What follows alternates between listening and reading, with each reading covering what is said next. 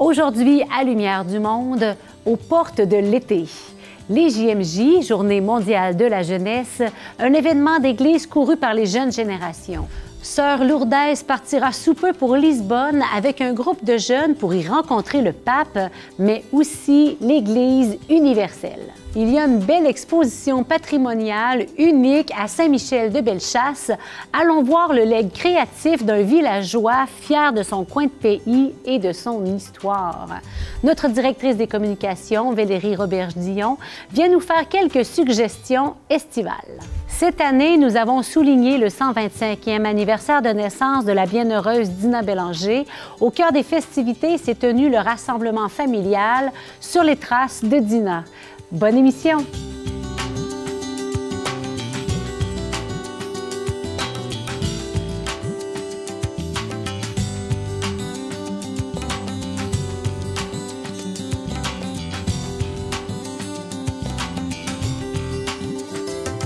Sœur Lourdes Vargas-Garcia est très connue dans le monde de la pastorale jeunesse du diocèse de Québec. Cette religieuse de Jésus-Marie s'est impliquée dans de nombreuses activités auprès des jeunes adultes, des enfants dans le quartier Saint-Roch et des étudiants du niveau secondaire dans les collèges de sa communauté. Elle est coordonnatrice du MEJ Canada, le mouvement eucharistique des jeunes, et aussi présidente du Carrefour intervocationnel. Une femme active et branchée sur Dieu. Bonjour, Sœur Lourdes. Bonjour, Geneviève. C'est une grande joie de t'accueillir aujourd'hui. Toi, tu es toujours partante pour trouver du temps pour aider à la mission. D'où te vient ce désir de faire aimer l'Église aux jeunes? Regarde, moi, c'est sûr que c'est une double joie, je dois le dire. Mais surtout, j'ai eu des religieuses et des adultes qui m'ont accompagnée pour découvrir le Christ vivant et ressuscité. Je me sens vraiment interpellée, accompagnée à la mesure de mes talents et mes limites aussi aux jeunes qui me sont confiés, que je rencontre et qui désirent découvrir davantage la vie d'Église et par ça l'amour du Christ. L'amour de Jésus-Christ, oui. Puis justement, est-ce que tu peux nous parler de quelques expériences d'Église universelle qui ont changé ta vie à toi? Tu viens de mentionner les MEJ. Moi, j'étais comme élève engagée dans les MEJ, que c'est un mouvement international. Et à travers les MEJ, des expériences au niveau local, mais international aussi. J'ai vu des jeunes grandir, justement. C'est pour moi déjà découvrir la vie, la dignité humaine et se sentir aimé par le Christ, voilà. Donc, il y a les MEJ, il y a aussi les missions. En Amérique latine, on vit beaucoup les missions, qu'on va vers les personnes vulnérables. Pour moi, c'est vraiment l'esprit d'Église. Une fois qu'on est disciple, voilà, partager la bonne nouvelle. C'est beau. On parle aujourd'hui dans notre émission d'activités estivales. Donc, parlons de JMJ, puisque c'est une des belles activités estivales.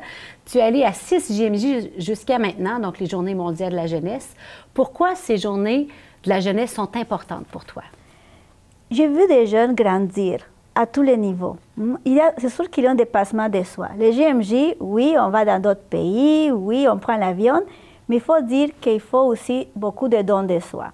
Au milieu d'une multitude de personnes, souvent, comme tu dis, c'est estival, c'est la chaleur, mais aussi il y a la joie de rencontrer l'Église vivante, d'autres jeunes, aussi les différents charismes dans l'Église. Ça, vraiment, ça porte un plus, parce que ça nous permet de dire, regarde la variété, on est différents, on s'enrichit, et tous pour louer le Seigneur, pour apporter notre part vraiment dans le royaume, on pourrait dire. Pour bâtir le royaume.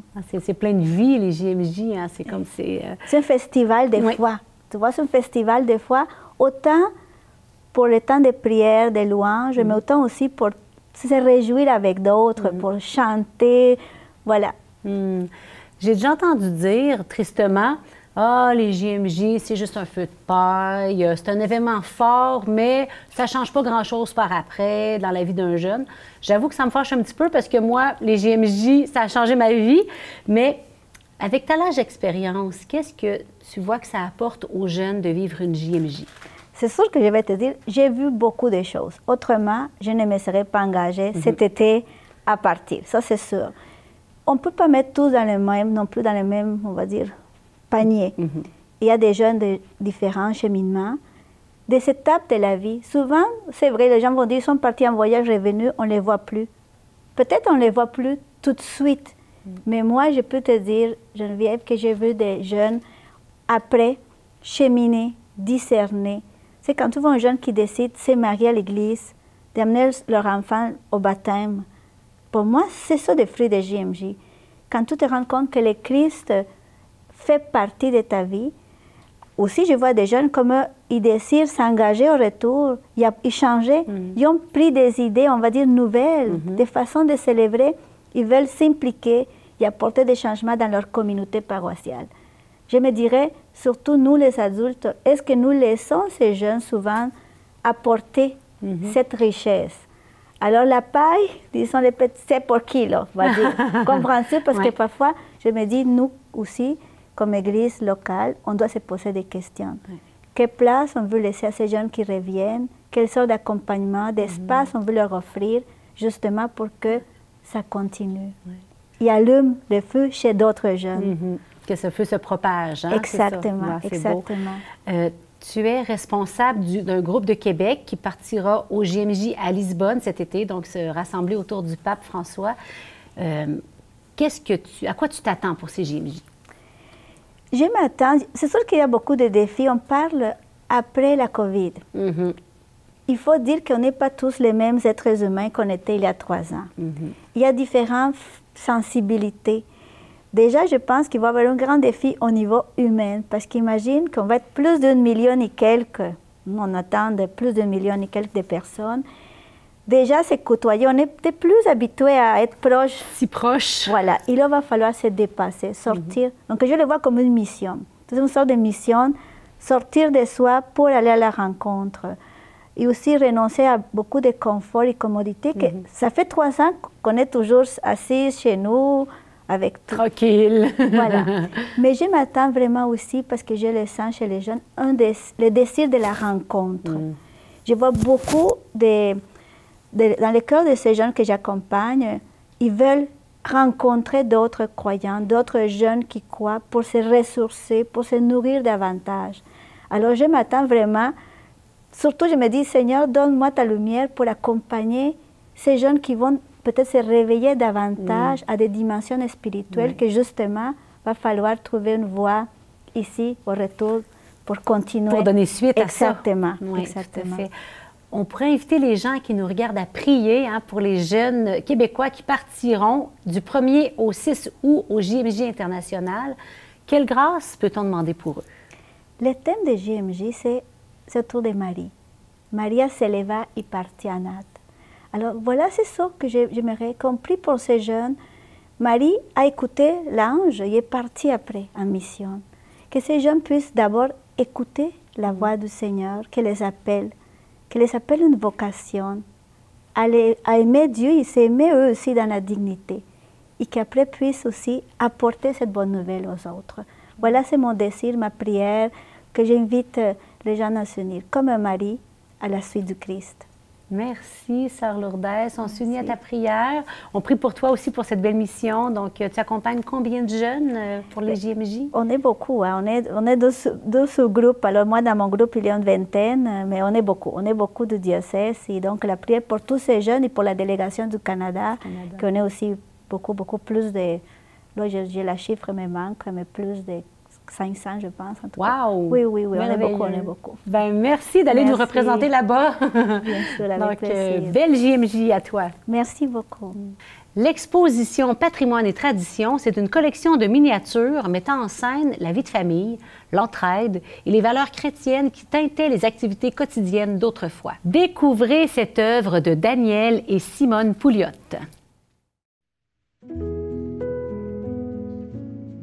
Au cœur de l'église de Saint-Michel de Bellechasse, les visiteurs peuvent découvrir, particulièrement en saison estivale, une magnifique collection de miniatures réalisées par le couple michelois Daniel Pouliot et Simone Corriveau.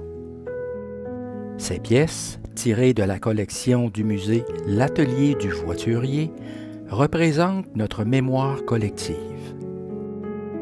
En un monde de miniatures, l'exposition met en scène la vie de famille, les métiers traditionnels, l'entraide fraternelle et les valeurs chrétiennes qui teintaient les activités quotidiennes d'autrefois.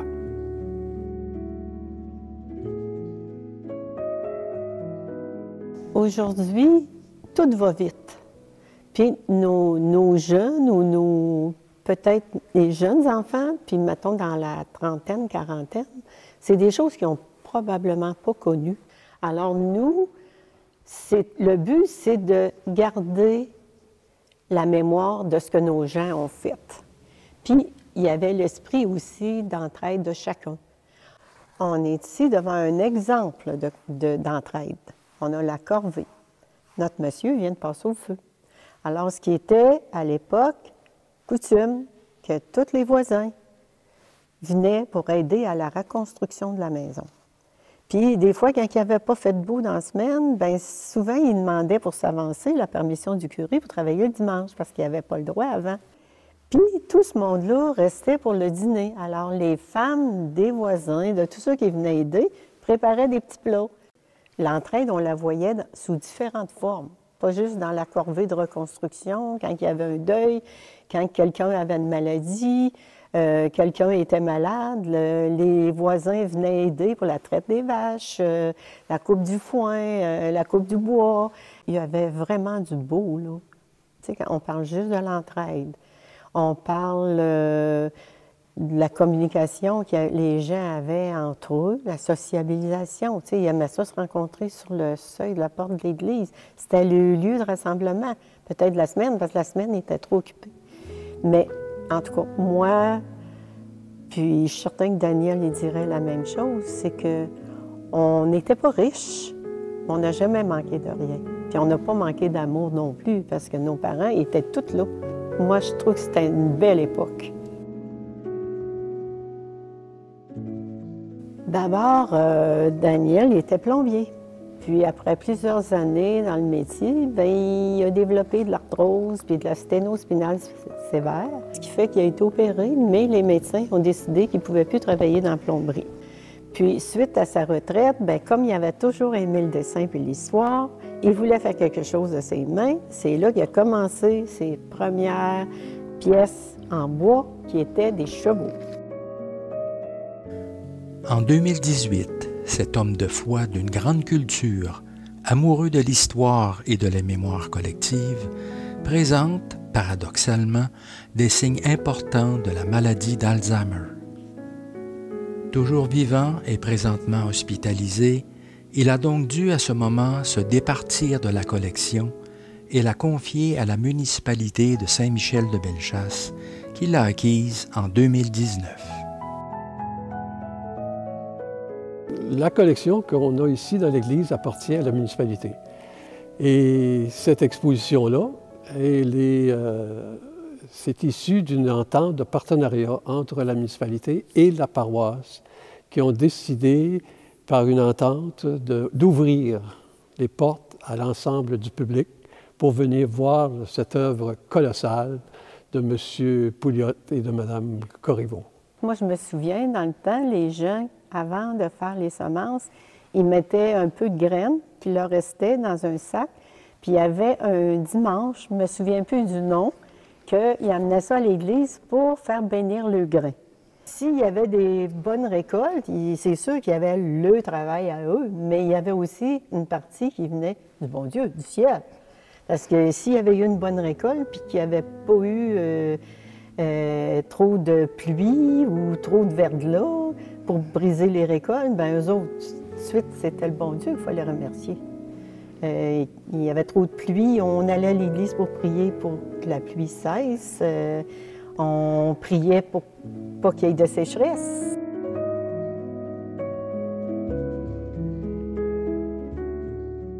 Le repos du dimanche, bien c'est sûr, on ne fait rien. La priorité, c'était d'aller à l'église, comme à tous les dimanches, aller à la messe.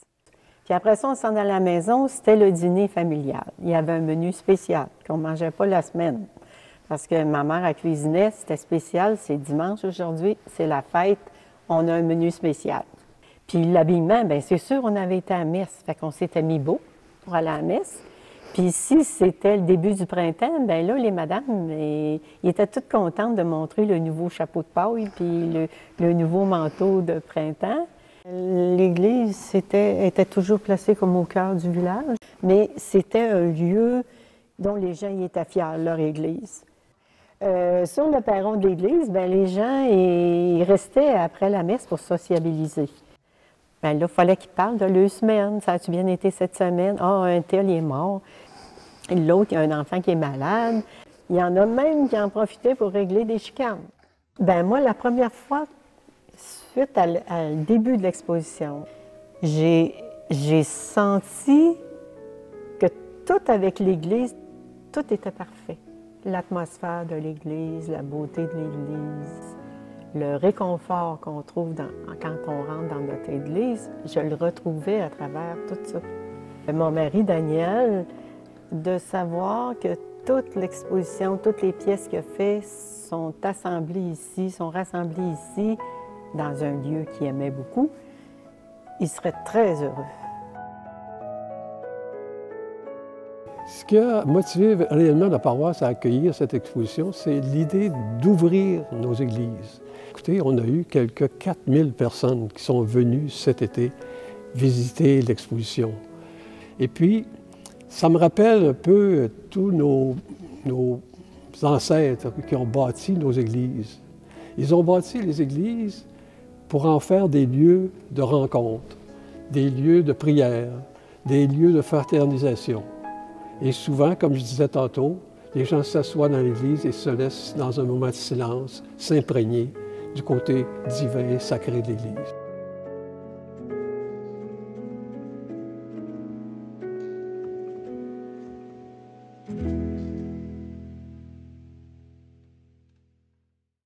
Pour notre dernière chronique de la saison, nous avons la joie de recevoir notre directrice des communications, Valérie Roberge-Dion.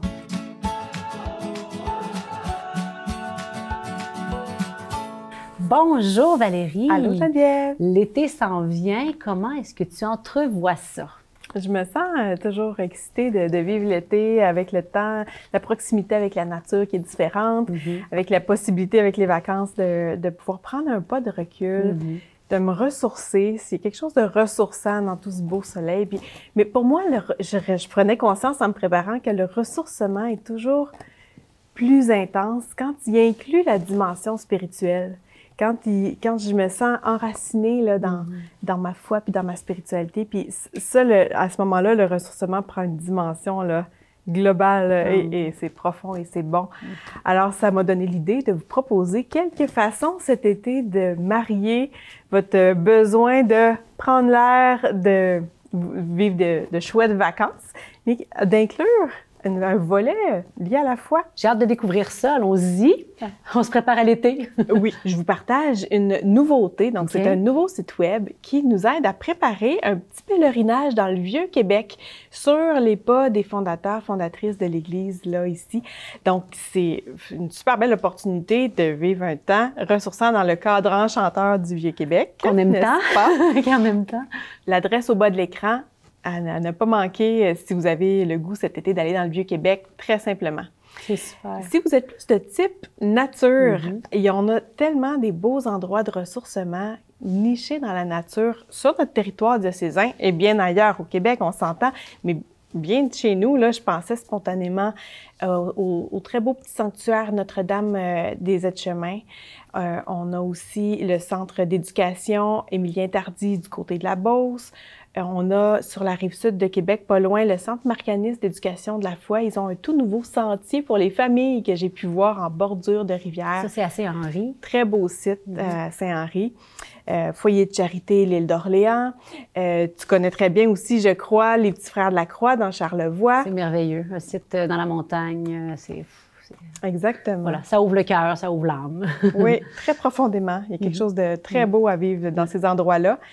Je vous propose aussi d'aller voir sur les sites web de vos paroisses, de votre paroisse, parce que j'entends parler d'initiatives de plus en plus intéressantes, des messes à l'extérieur, des messes à vélo, des pique-niques. Donc, allez voir ce qui se passe sur le plan communautaire dans votre coin. Tu as une belle expérience, je pense, à Dina Bélanger. Chez nous, à l'église, c'est ça, à Dina Bélanger, à l'église Saint-Michel de Sillery. Chaque dimanche d'été, quand il fait beau, quand la température le permet, on fait la messe à l'extérieur, donc face au fleuve. Ah, wow. Donc voilà, on vit un beau moment avec le Seigneur, mais vraiment plongé dans la beauté du lieu. Je te garantis que je ne vais pas manquer ça cet été. Oui, je t'invite. Puis après ça, tu amènes ton pique-nique ou quelque chose à faire chauffer sur le barbecue.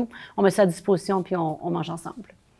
Merci pour l'invitation, Geneviève. Alors, allez voir ce qui se passe de beau chez vous et je vous souhaite un bel été ressourçant. Merci Valérie. Bon été avec le bon Dieu puis avec ta famille. Merci. La journée sur les traces de Dina a eu lieu en septembre dernier. Elle a permis aux jeunes et aux moins jeunes de découvrir la vie de la bienheureuse Dina Bélanger à travers divers ateliers, autant ludiques que profonds, et cela en plein air. Quelle belle façon de découvrir cette jeune femme de chez nous à la riche vie spirituelle. Okay. Ouais, je sais pas, j'ai le temps. Ben là, ici, c'est l'atelier sur la musique. Donc, on apprend le chant-thème du 125e anniversaire pour qu'ensuite on puisse le chanter tout le monde ensemble à la messe. Voilà. Approchez, approchez! Comme vous savez peut-être, Dina était une grande musicienne, c'était une pianiste. Puis elle est allée même au conservatoire de musique à New York. C'était la première Québécoise qui est allée. Donc, pour la fête de Dina cette année, on a choisi de faire un chant-thème. Donc, on a pris les paroles même de Dina, puis on a fait une belle chanson qui s'appelle « Je donnerai de la joie ». Je voudrais parcourir le monde, lui donner ta paix imminente, écrire en feu dans chaque cœur. Mon Dieu, vous êtes mon bonheur.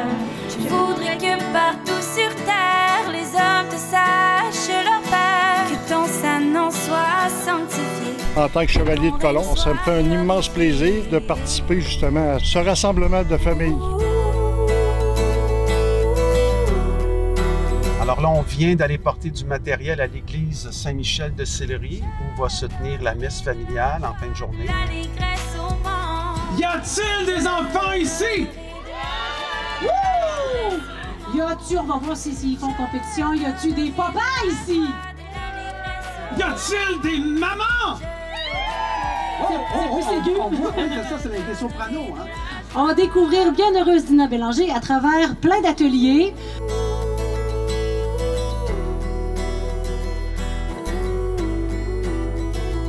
L'atelier, c'est l'atelier intercession. Pourquoi l'atelier intercession? Parce qu'on se rend compte que Dina intercède de plus en plus pour nous, mais malheureusement, elle n'est pas très connue. Donc, le comité d'organisation a pensé que c'était important de partager notre expérience qu'on a de l'intercession de Dina Bélanger dans nos vies.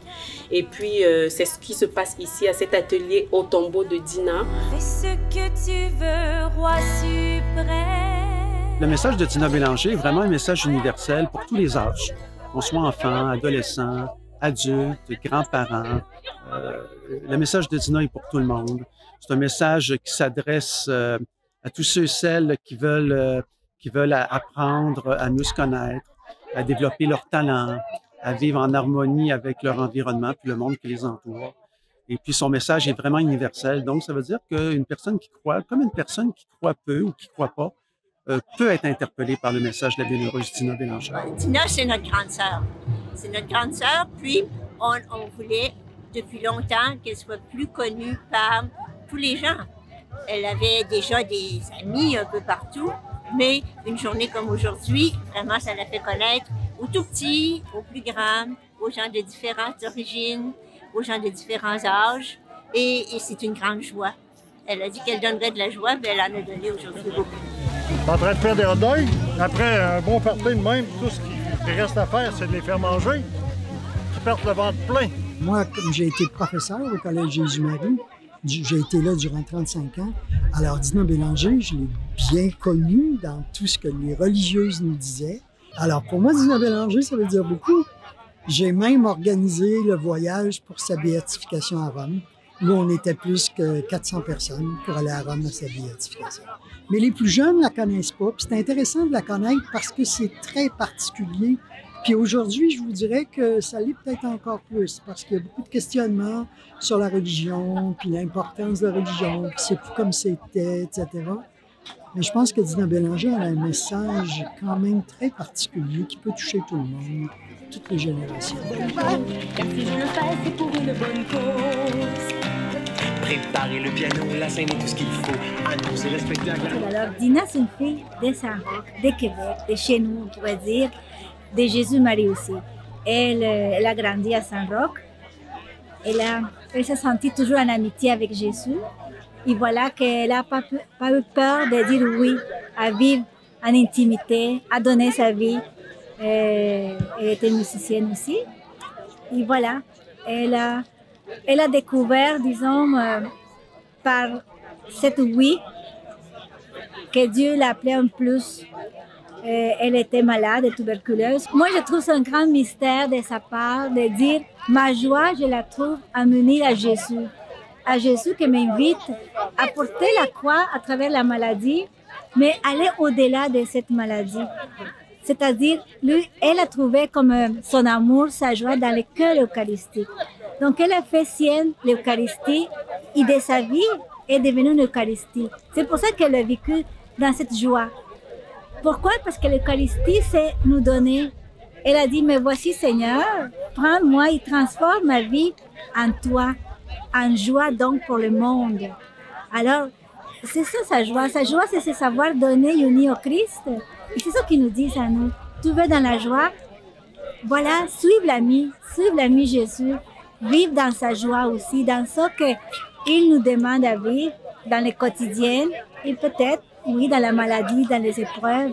Mais le vivre avec lui, et avec lui, ça devient rayonnant, ça devient force. C'est ça que je pense que c'est la joie de Dina. C'est bon?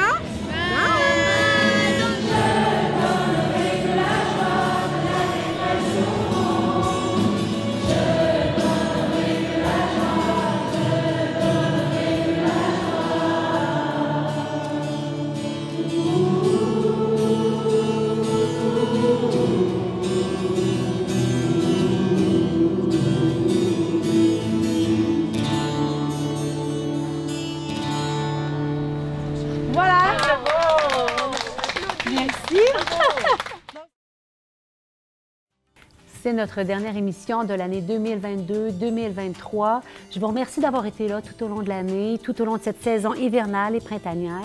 C'est un plaisir pour moi d'animer cette émission, de vous retrouver semaine après semaine, tout au long de l'été. Profitez bien des rediffusions. On choisit pour vous nos meilleures émissions de l'année. Et vous pouvez aussi vous abonner et fouiner sur notre chaîne YouTube ecdq.tv. Revoyez des reportages des années antérieures sur des sujets qui vous intéressent. C'est une petite mine d'or. Passez un bel été et moi, je vous dis, on se revoit en septembre.